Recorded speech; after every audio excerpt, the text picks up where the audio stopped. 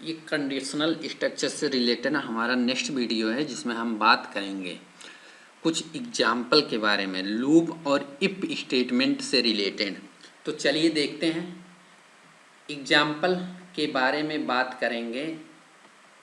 तो देखते हैं, सबसे पहला एग्जाम्पल क्या है कि हमें 1 से 10 तक के नंबर को प्रिंट करना है। क्या प्रिंट करना है? Write a program to print numbers from 10 to 1 using क्या फॉर लूप, कि 10 से 1 तक के नंबर को प्रिंट करना है, वो भी फॉर लूप का यूज करके। तो चलिए देखते हैं, पहला लाइन क्या है, हेडर फाइल है studio.h, किसके लिए लगाते हैं हम? प्रिंट एफ स्कैन एफ इन सब की प्रीडिफाइन फंक्शन के लिए लगाते हैं। उसके बाद क्या है, conio.h, conio डॉट किसके लिए लगाया गया है? गेट सी एच के लिए, क्लियर स्क्रीन के लिए, इन सब के लिए conio.h लगाते हैं।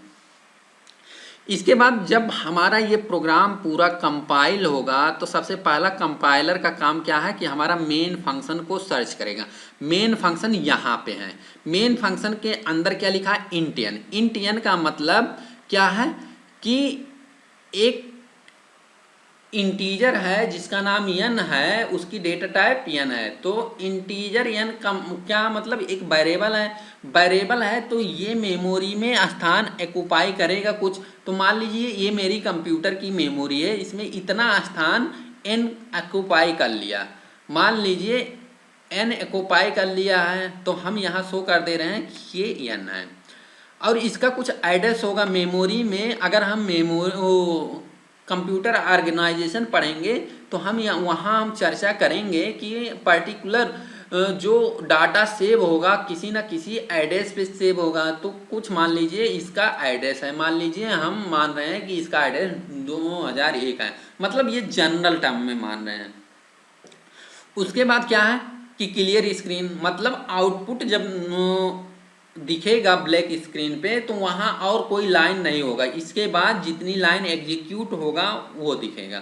क्या दिखेगा? Print F. Print F /n लिखा है, तो मतलब हमारा एक लाइन के नीचे हमारा कर्सर ब्लिंक करेगा। फिर फॉर लूप है, ये किसके लिए है? ये सब कमेंट है। कमेंट क्यों लगाते हैं? क्योंकि रीडेबिलिटी बढ़ती है, किसी प्रोग्राम की रीडेबिलिटी बढ़ाने के लिए हम कमेंट का यूज करते हैं। जैसे यहाँ लिखा गया फॉर न्यू लाइन, जो हम ये यूज कर रहे हैं लाइन, वो किसके लिए यूज कर रहे हैं? न्यू लाइन के लिए। अब यहाँ क्या लिखा? For loop. फॉर लूप का मतलब ये फॉर लूप का यूज कर रहे हैं। फॉर लूप का सिंटेक्स क्या होता है? कुछ इस टाइप का होता है, जो कि कमेंट में शो कर दिए हैं। तो सबसे पहले क्या है कि फॉर लूप में सबसे पहले क्या करते हैं? इनिशियलाइजेशन करते हैं। इनिशियलाइजेशन का मतलब n = 10। तो n = 10 जैसे ही करेंगे, मेमोरी में जो स्थान एक्यूपाई किया है जहां n है वहां 10 फिल हो जाएगा। फिर क्या है कि अब ये कंडीशन चेक होगा। फॉर लूप हम फॉर लूप की थ्योरी क्लास हम डिटेल में पढ़ा चुके हैं। हम बता चुके हैं कि कैसे कैसे हमारा कंपाइलर इस प्रोग्राम को एग्जीक्यूट करेगा। कि पहले इनिशियलाइजेशन पूरे प्रोग्राम में सिर्फ एक बार रन होगा, लेकिन कंडीशन क्या होगा? कंडीशन बार बार चेक होता रहेगा। तो कंडीशन ये वाला पोर्शन कंडीशन है। कंडीशन में क्या लिखा गया है? n > 1, जो कि कंडीशन सही है। अगर कंडीशन सही है तो हमारा क्या होगा? प्रोग्राम क्या होगा? हमारा प्रोग्राम क्या करेगा? नेक्स्ट लाइन को कंपाइल करेगा। देखिए हमारा प्रोग्राम कहाँ होगा? इस फॉर लूप की बॉडी में कंपाइल करेगा। फॉर लूप की बॉडी में क्या लिखा गया? Print F %d/n। तो इसका मतलब क्या है कि एक नंबर प्रिंट करवाएगा जो n में स्टोर है।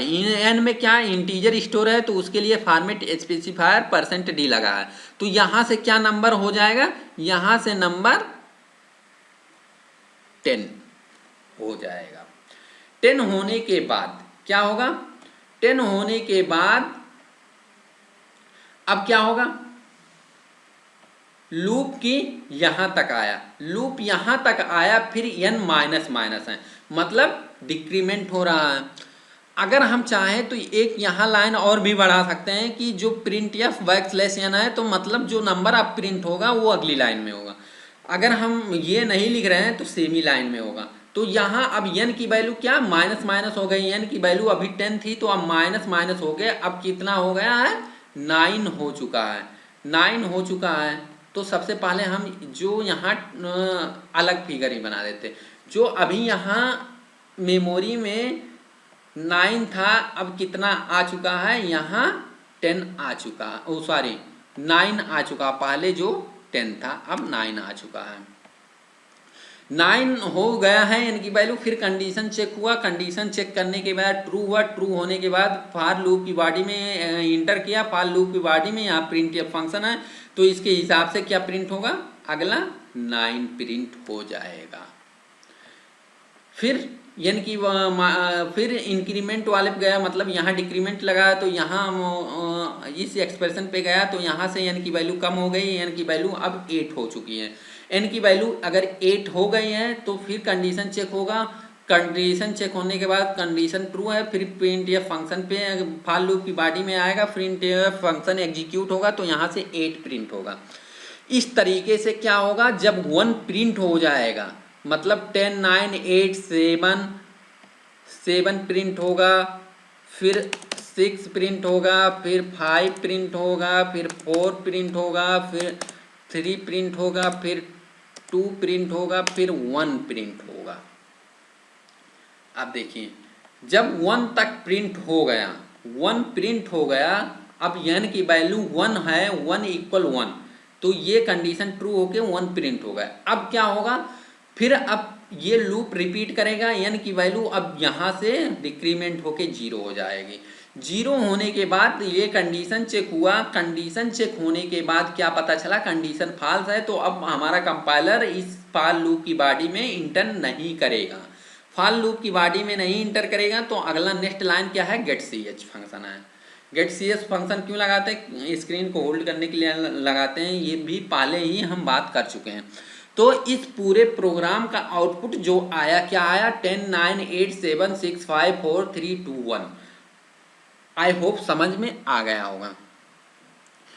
आगे प्रोग्राम से बढ़ने के पहले हम इस वीडियो का QTB पूछ लेते हैं, क्योंकि कुछ लोग देखते हैं कि ये वीडियो को पहले देखते हैं शुरुआत में, फिर जाके अंत में देख लेते हैं, तो उस तरीके से QTB का आंसर नहीं दे पाएंगे, तो उन लोगों को पूरा वीडियो देखना पड़ेगा। अगर पूरा वीडियो आप नहीं देख रहे हैं तो आप अपना ही घाटा कर रहे हैं, मेरा घाटा उसमें कुछ नहीं हो रहा, हमें जो मिलना है वो मिलता रहेगा। तो इस वीडियो का QTB ये है कि अगर मान लो हमें प्रिंट करवाना है 1 से लेके 10 तक, 1 2 3 4 5 6 7 8 9, मान लो इतने प्रिंट करवाना है 1 से लेके 9 तक, तो मान लीजिए 10 भी प्रिंट करवाना है। इस प्रोग्राम में अगर हमें 1 से 10 तक प्रिंट करवाना है तो हमें जिस पूरे जो पहला प्रोग्राम दिख रहा है यहाँ मेन से लेके ये गेट सी मेन की बॉडी यहाँ क्लोज है, इन पूरे प्रोग्राम में हमें कहाँ चेंज करना पड़ेगा, कहाँ चेंज करना पड़ेगा कि ये मेरा आउटपुट आ जाए। तो इस QTB का आंसर आप लोग कमेंट बॉक्स में ज़रूर करिए। बस एक ही लाइन में चेंज करना पड़ेगा, एक ही लाइन में 2 वर्ड 3 वर्ड चेंज करना पड़ेगा, बस वो भी हम बता दे रहे हैं। फॉर लूप में चेंज करना पड़ेगा, क्या क्या चेंज करना पड़ेगा वो सब आप कमेंट बॉक्स में बताइए। चलिए देखते हैं नेक्स्ट प्रोग्राम। नेक्स्ट प्रोग्राम क्या है कि हमें कुछ नंबर है, नेचुरल नंबर जैसे 1 से लेकर 10 तक का नंबर का सम निकालने का प्रोग्राम लिखना है। तो अभी तक हम पहले प्रोग्राम में क्या दिखे हैं, 1 से 10 तक नंबर प्रिंट करने का प्रोग्राम देखे हैं। अब इसी में थोड़ा सा मॉडिफाई करके हमें क्या करना है कि 1 से लेके 10 तक के नंबर जितने हैं उन सब का ऐड होके आ जाए प्रिंट। तो उसके लिए प्रोग्राम देखते हैं। देखिए इस प्रोग्राम को करने के लिए हमें कुछ वेरिएबल की ज़रूरत पड़ेगी जो n, i और सम है।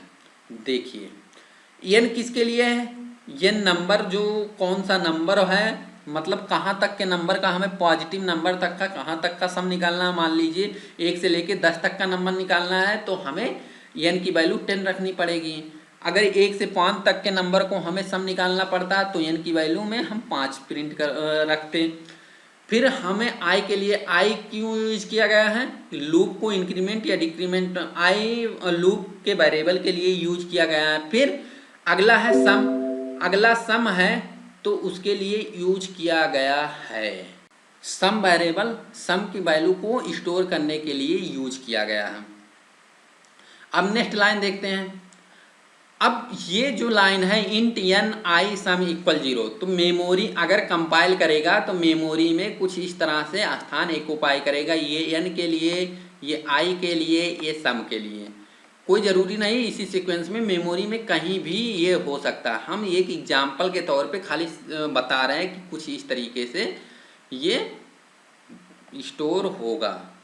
हम यहाँ नाम भी दिखा देते हैं, लेकिन नाम से वहाँ स्टोर नहीं होगा, वहाँ एड्रेस से स्टोर होता है, सिर्फ आपको दिखाने के लिए। सम में हमने 0 इनिशियलाइज किया है तो यहाँ वैल्यू 0 अभी स्टोर होगी। अब अगला है प्रिंटफ फंक्शन। प्रिंटफ फंक्शन में क्या लिखा है, इंटर ए पॉजिटिव इंटीजर, मतलब क्या, जहाँ तक के नंबर को हमें सम करना है वहाँ, मतलब कहाँ तक के नंबर को सम करना है वो n में हमें स्टोर हो जाएगा, यूजर के द्वारा हमें n वाले वेरिएबल में स्टोर हो जाएगा। मान लो हमें 10 तक के, 1 से 10 तक के नंबर को सम कराना है तो हमें n की वैल्यू 10 डालनी पड़ेगी। फिर हमारा फॉर लूप स्टार्ट हो रहा है। फॉर लूप में क्या है कि i इक्वल 1 है, मतलब ये इनिशियलाइजेशन वाला पोर्शन है। इनिशियलाइजेशन पोर्शन एक बार रन होगा, एक बार रन होगा। तो i में अभी क्या आ चुका है, यहाँ 1 आ चुका है। फिर कंडीशन चेक होगा i less than or equal n की वैल्यू क्या है 10, i में 1 है तो कंडीशन चेक हुआ, कंडीशन चेक होने के बाद ट्रू हो गया। ट्रू होने के बाद क्या हुआ कि ये फॉर लूप की बॉडी में इंटर हुआ। फॉर लूप की बॉडी देखिए यहाँ से हो स्टार्ट होके यहाँ तक है, उसके अंदर क्या लिखा गया है, सम प्लस इक्वल आई। सम प्लस इक्वल आई हम ऑपरेटर चैप्टर में पढ़ा चुके हैं। इसका मतलब क्या है, सम इक्वल सम प्लस आई। तो सम में अभी 0 है, प्लस आई का मतलब 1, तो 0 प्लस 1 1 हुआ। ये कहाँ स्टोर होगा, अब सम वाले वेरिएबल में स्टोर हो जाएगा। अभी जहाँ 0 था अब वहाँ क्या आ चुका है, 1 आ चुका है स्टोर होके। अभी एक बार लूप चला नहीं कि यहाँ सम की वैल्यू 1 आ चुकी है। मान लीजिए 1 हम यहाँ लिख दे रहे हैं। उसके बाद क्या होगा, फिर जाके i की वैल्यू बढ़ेगी। i प्लस प्लस आई और i प्लस प्लस में क्या डिफरेंस है ये भी बता चुके हैं हम अपने ऑपरेटर वाले चैप्टर में। तो यहाँ से i की वैल्यू बढ़ के अब क्या हो गई, 2 हो गई। फिर कंडीशन चेक हुआ, कंडीशन चेक होने के बाद कंडीशन ट्रू हुआ। अब कंडीशन ट्रू होने के बाद सम इक्वल सम प्लस आई है, तो सम में अभी 1 है, i की वैल्यू 2 है, तो अब क्या हुआ, 1 प्लस 2 बराबर 3 हो गया। और 3 कहाँ स्टोर होगा, सम वाले वेरिएबल में। तो अब सम वाले वेरिएबल में क्या स्टोर हो चुका है, 3 स्टोर हो चुका है। इस तरह से 2 बार हमारा लूप चला और यहाँ सम में वैल्यू आ चुकी है 3। इस तरह से रिपीट होगा कहाँ तक, n के बराबर तक, जब तक कंडीशन ट्रू होगी। कंडीशन कब तक ट्रू होगी, जब तक i की वैल्यू 10 और n की वैल्यू 10 पे ट्रू होगी, यहाँ तक ट्रू होगी। जैसे ही i की वैल्यू 11 होगी कंडीशन फॉल्स हो जाएगा। तो कितनी बार रिपीट होगा, पूरा लूप हमारा 10 बार रिपीट होगा। 10 बार रिपीट होने के बाद सम में जो आंसर आएगा वो कितना आएगा, 1 से लेके 10 तक के नंबर का सम आ जाएगा। 1 से लेके 10 तक का नंबर सम क्या होता है, 55 होता है। आप लोग अगर मैथ पढ़ते होंगे तो पता होगा कि 1 से लेके 10 तक का नंबर का हम फार्मूला एपी के अर्थमेटिक प्रोग्रेशन से हम निकालेंगे। क्या होता है, 55 होगा। अब ये सम वाले वेरिएबल में आ गया होगा, यहाँ i में क्या आ गया होगा, 11 आ चुका होगा, तभी कंडीशन फॉल्स हुआ है। फिर यहाँ लूप के बाहर आ चुका है। लूप के बाहर प्रिंट एफ फंक्शन लगा, प्रिंट एफ फंक्शन में क्या लिखा है, sum equal percent D. Sum equal percent D का मतलब क्या है, सम इक्वल, सम में जो वैल्यू स्टोर है, तो क्या आउटपुट में क्या दिखेगा, सम इक्वल और 55 दिखेगा। इस तरीके से पूरा प्रोग्राम जब रन होगा तो आंसर आउटपुट में क्या दिखेगा, सम इक्वल 55। आई होप पूरा प्रोग्राम समझ में आ चुका होगा। अब हम बात करते हैं नेक्स्ट प्रोग्राम के बारे में, जिसका नाम है कि टेबल प्रिंट करवाने का प्रोग्राम। जैसे क्या होता है कि जो हिंदी में कहते पहाड़ा हमें लिखना है कि 5 का पहाड़ा सुनाओ, 10 का पहाड़ा सुनाओ, तो वो हमें क्या टेबल कैसे हम जनरेट करेंगे सी प्रोग्राम के द्वारा, तो उसके लिए हम प्रोग्राम लिख रहे हैं। तो टेबल क्या होता है, टेबल में कुछ इस तरीके से, अगर हमें 5 का टेबल मतलब 5 का पहाड़ा लिखना है तो 5 × 1 लिखा होता है बुक में, 5 × 1 = 5, कुछ इस तरीके से लिखा होगा। फिर अगला क्या है, 5 × 2 = 10, कुछ इस तरीके से लिखा होगा। इसी तरह से क्या होगा, 5 × 10 = 50। मतलब क्या होगा कि कुछ इस तरीके से हमारा आउटपुट आना चाहिए। अब देखो इस आउटपुट को ध्यान से देखो, तो ये 5 वाला जो नंबर है, पहला नंबर, वो फिक्स हो रहा है। हमें किसका टेबल लिखना है, 5 का टेबल लिखना है। ये 5 के टेबल के लिए 5 वाला नंबर फिक्स है। फिर क्या है, हम एक लूप यूज करेंगे जिसकी वैल्यू इंक्रीमेंट होता रहेगा, 1 2 3 कब तक, 10 तक बढ़ता रहेगा। फिर इसकी मल्टीप्लाई करके हम यहाँ रिजल्ट शो करवाएंगे। तो इस तरीके से हम प्रोग्राम देखने वाले हैं। तो चलिए देखते हैं क्या लिखा गया है। सबसे पहला कंपाइलर हमारा क्या करेगा, मेन फंक्शन को सर्च करेगा। मेन फंक्शन के अंदर क्या 2 वेरिएबल लिखा गया है, एक n है एक i है। तो n और i अगर वेरिएबल है तो क्या करेगा, मेमोरी में कुछ स्थान ऑक्युपाई करेगा। मान लीजिए मेमोरी में कुछ स्थान इतना ऑक्युपाई कर लिया। मान लीजिए ये n के लिए, ये i के लिए हमने मेमोरी में कुछ स्थान दे दिया है। मान लीजिए हम नाम से शो कर दे रहे हैं, लेकिन कंप्यूटर में नाम से नहीं होता है, किससे होता है, ये होता है एड्रेस से। समझ में आया। तो अब क्या लिखेंगे, अगला लाइन क्या है, print F. Print F function के द्वारा आउटपुट पे स्क्रीन पे दिखेगा, क्या दिखेगा, इंटर एन इंटीजर।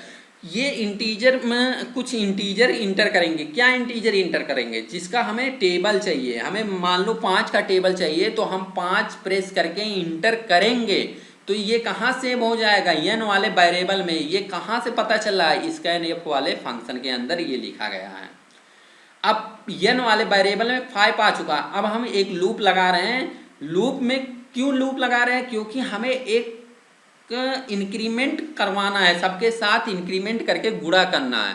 तो इसीलिए हम लूप लगा रहे हैं। लूप के अंदर क्या है, लूप का इनिशियलाइजेशन 1 से है, मतलब यहाँ 1 है, लास्ट तक 10 है। तो कंडीशन में क्या लिखेंगे, i < 10 लिखा गया है, फिर ++ i लिखा गया है। फिर उसके ये कंडीशन ट्रू हुआ तो प्रिंट एफ के अंदर, मतलब फॉर लूप के बॉडी के अंदर गया। तो यहाँ फॉर लूप में क्या लिखा है, %d × %d = %d। पहला %d कहाँ से आ रहा है, आंसर n से आ रहा है। n में क्या है, 5 है, जो पहला ये आउटपुट आएगा 5। फिर इंटू आया, इंटू की तरह आया। फिर %d कहाँ से आया, i में क्या है इस समय है, i में सबसे पहले 1 है, तो यहाँ से 1 हो जाएगा। फिर इक्वल साइन है तो इक्वल प्रिंट होगा। फिर %d की वैल्यू कहाँ से आएगी, n × i, मतलब इन दोनों का गुणा होगा। गुणा होके कितना हुआ, 5 हुआ, तो यहाँ इक्वल के बाद यहाँ प्रिंट होगा। समझ में आया। फिर अगर हमें मतलब लाइन चेंज करना है तो हम यहाँ क्या एक लगाएंगे, लाइन चेंज हो जाएगा तो हम क्या सिंपल एक, चलिए हम लिख देते हैं, इस प्रोग्राम में नहीं लिखा गया है, लेकिन हम मान लो इसको कट करके हम सिंपल लिख देते हैं। एक क्या लगाएंगे, प्रिंट या फंक्शन लगाएंगे किसके लिए? लाइन चेंज करने के लिए।